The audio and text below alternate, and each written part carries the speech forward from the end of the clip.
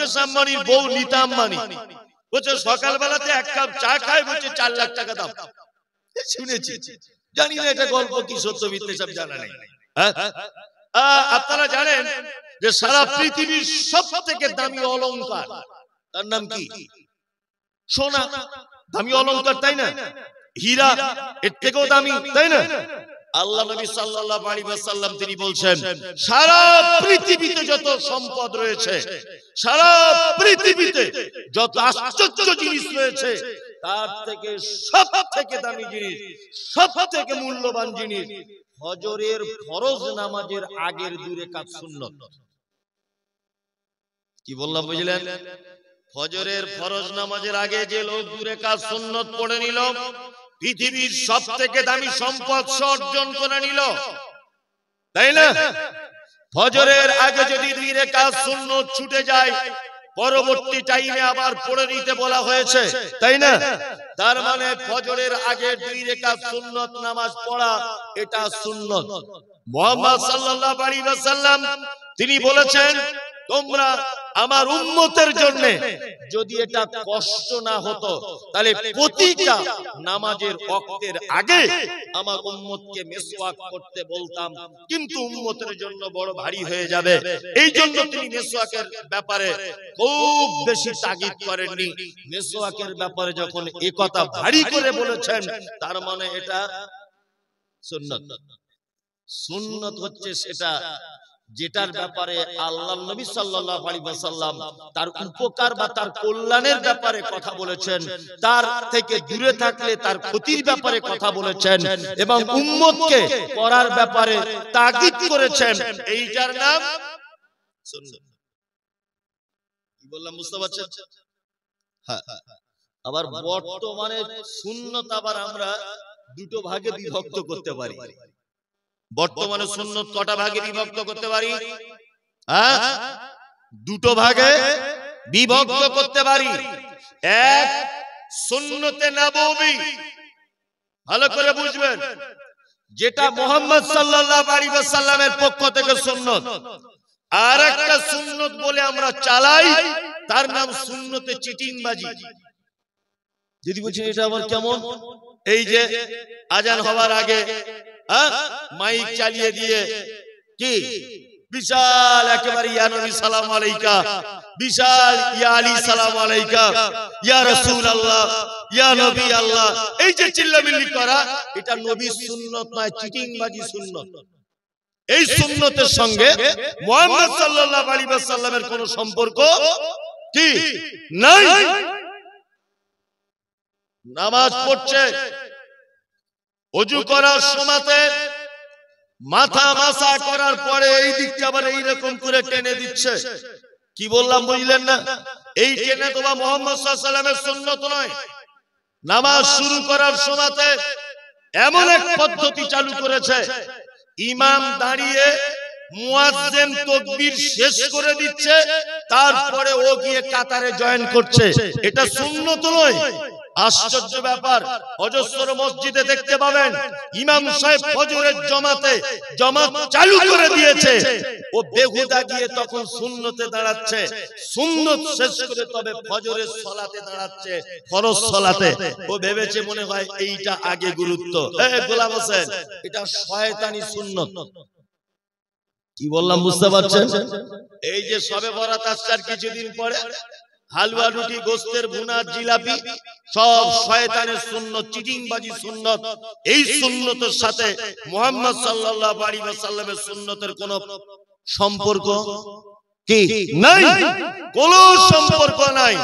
আমাদের কোন জিনিস সুন্নত প্রমাণ করতে গেলে মুহাম্মদ সাল্লাল্লাহু আলাইহি ওয়াসাল্লামকে দিয়ে প্রমাণ করতে হবে যে এইটা নবীজির পক্ষ থেকে প্রমাণ পাওয়া যায় কিনা, কোন হুজুর করেছে, কোন বিশ্বাস করেছে, কোন আল্লামা করেছে, কোন হুজুর কি করেছে, এইটা আমাদের সুন্নতের মানদণ্ড কি নয়। আশ্চর্য ব্যাপার। আমি বারবার বলছি এই কথা মুহাম্মদ সাল্লাল্লাহু আলাইহি ওয়াসাল্লাম বলেছেন, আরো বারবার বলছি এই কথা আবু হানিফা বলেছে, আমি বারবার বলছি কথা মুহাম্মদ সাল্লাল্লাহু আলাইহি ওয়াসাল্লাম বলেছেন, ও বারবার বলছে আব্দুল কাদের জিলানী কাজ করেছে। আমি বারবার বলছি কথা মুহাম্মদ সাল্লাল্লাহু আলাইহি ওয়াসাল্লাম বলেছেন, ও তখন বলছে বারবার আমাদের অমুক হুজুর সাহেব বলেছেন। আচ্ছা বলুন তো অমুক হুজুরকে দিয়ে ইসলাম চলবে? চলবে?